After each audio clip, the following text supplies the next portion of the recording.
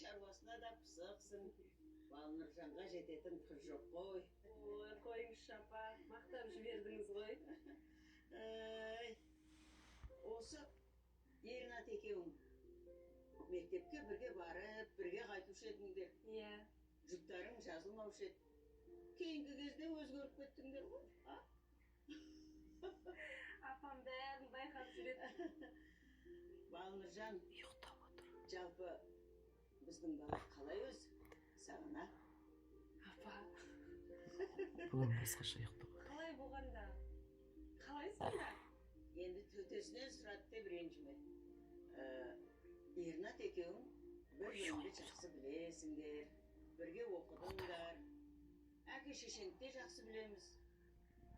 Біздің Ернат жақсы бала ғой, Иә апа, не айтқыңыз келіп отырғанын түсініп отырмын. Айналайын.